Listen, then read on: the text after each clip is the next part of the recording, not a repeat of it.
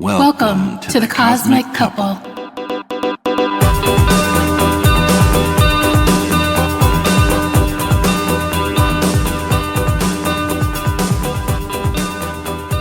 Alrighty, so in this episode, we are going to take a look at Dr. George W. Crane, PhD, MD, his marital rating scale.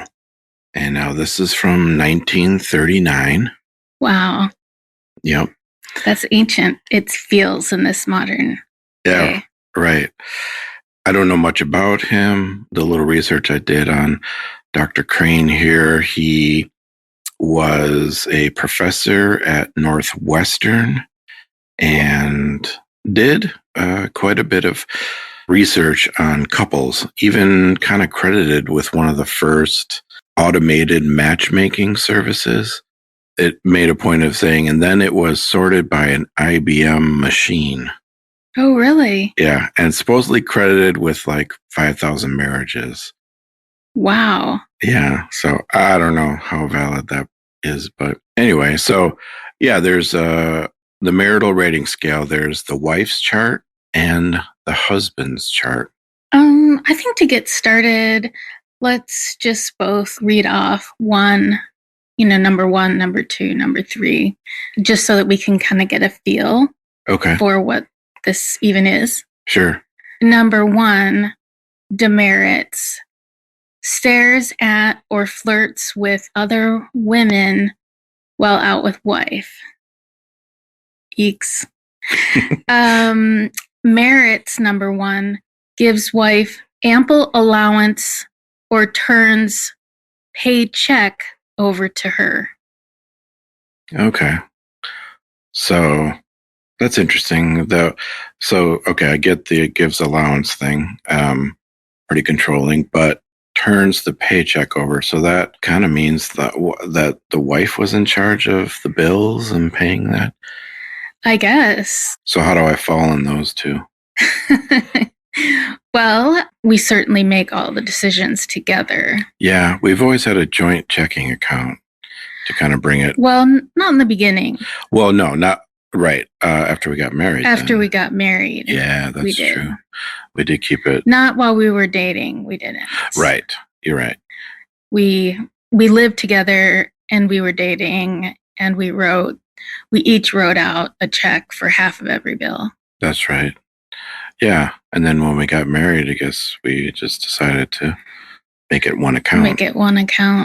And that was when I brought up the prenup. Yes.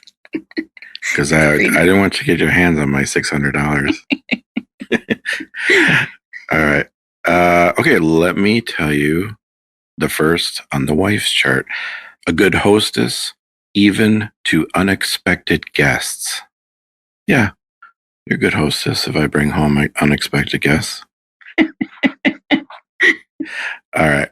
What's your number two?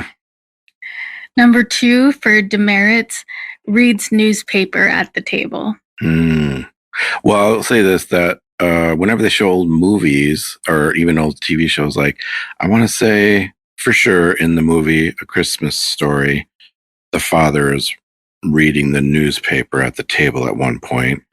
And I want to say like even in Leave It to Beaver, that Ward was reading the newspaper. Yeah, that seems like a classic kind of, like stereotype. Ignore the family. Yeah. Read the paper. Right. So the merits for number two, courteous to wife's friends. Yeah, I'm pretty good. Yeah. Demerits.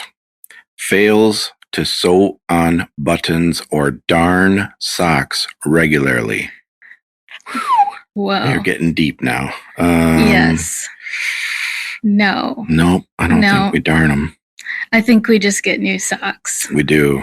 Which is the guilty of fast fashion when it comes to socks at our house. We are. We go through them like we're Kardashians here. But a merit is can carry on an interesting conversation. I give you the highest points for that. Honey, that is so sweet. The merit is frequently compliments wife, looks, cooking, housekeeping, etc. Yeah. Take out the patronizing, pandering tone of it. That, yeah, there is the compliment, the thank yous, just showing appreciation. Like, I see you. Yeah. Number 3, fails to come to table promptly when meal is ready. I think that this one is very dated in that Yeah. it's suggesting that the woman is the only one doing the cooking and the Right. husband is supposed to come. But I think that it's true in a relationship if someone else is, working hard to set the stage for something that, it's only courteous and kind if this is someone you want to be in a relationship with, that you show up for them. Yeah. Right. It's a show of respect. Wears soiled or ragged dresses and aprons around the house. Ooh, That's never been a problem. thank you. And then the merit is can play a musical instrument. So you can play the oboe. Yeah, I can. Not professionally, No. but, for a small select group of people, I could probably do Ode to Joy. That would be wonderful at one of our dinner parties next time. All right, number 4, demerit. Brings guests home for meals without warning wife. Yeah, this whole unexpected guest thing is It's a real real stickler back in the 1930s. Well, I mean, it was important to keep your place pristine and it's a lot for someone who is the at-home parent. Yeah. Because I get that, yeah. Yeah. Number 4, remembers birthdays, anniversaries, etc. Pretty good at that. Yeah, you've always been great at that. Yeah. It goes back to that respect thing again, that I think about you enough that I'm going to remember these things and make a note of it. Yeah. There's some connections to just, I think, a universal good couple foundation kind of hiding underneath some of this outdated misogyny. Well said. Speaking of which, let's get to this number 5 demerit. Wears red nail polish. You do that? I actually like that color. If that's what it's saying, a demerit. Yes, that's a demerit, to wear red nail polish. So I would have to, take off full points for that. But then I would be able to give you full points in the merit section because you do dress for breakfast. Yes. So they balance out. Right. Good thing. Okay. Number 5, doesn't phone when late for dinner. That's not cool. That's not cool. Nope. Again, respect. Especially with phones, you can text. Yeah. On my way so easily. Right. Yeah. And that goes for anything. Like if you were on a date and you were going to be late because of whatever reason, it's only nice to say, sorry, running late. I'll be there. It's about respect again. Yeah, it's still a universal courtesy. Number 5, merit. Helps wife with dishes, caring for children, scrubbing. It just says scrubbing. It's general scrubbing. Okay. General scrubbing. And I would say that you do that. You do all of those things. Being flexible with what your responsibilities are or the other person's, and helping out when you can. Some people choose a very delineated list of what I'm going to do and what you're going to do in a very, traditional sense. And if both are fine with that, then no judgment. Know what you're signing up for. But yeah, it definitely requires communication and understanding beforehand. And so if couples don't, before they get married, if they don't have these conversations, then there might be assumptions that really throw a wrench into the marriage once they're discovered. And then the merit was polite and mannerly, even when alone with his wife. That's a weird ending to that statement. I know. With all of these, I feel like I'm reading it and I'm like, did I read that right? Like, what are they saying? Like, so yeah, it's based kind of, I'm reading that right, like out in public or in company, the husband is nice toward his wife, And then it's a plus if he's still nice to her when no one else is around to see it. Right. Okay. Yikes. That is a yikes. Run, ladies. Run. I can't imagine being in a relationship where these things are an issue. Right. Let's see. Okay, number 8, the demerit is goes to bed with curlers on her hair or too much face cream. Haven't you heard the phrase on TikTok, like, the uglier you go to bed, the more beautiful you wake up in the morning? Wow, no, I haven't heard that. It's like having hair curlers on and eye patches, like under your eyes, sure. and masks on your face, and, yeah. So, yeah.